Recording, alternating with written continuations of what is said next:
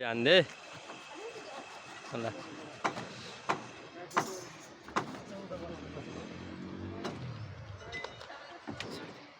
होला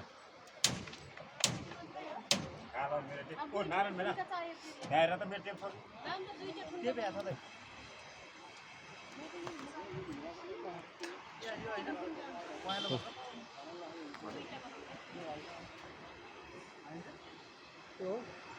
छ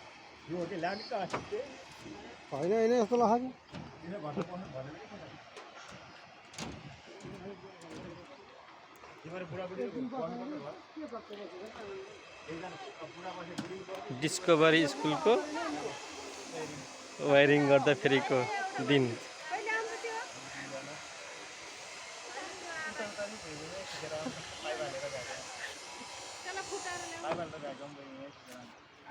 हाम्रो ठेकदार साहबको घर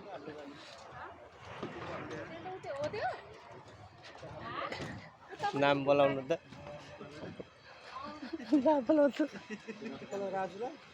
चस्मा लगाउनेको नाम के दाम चस्मा लगाउनेको अङ्कल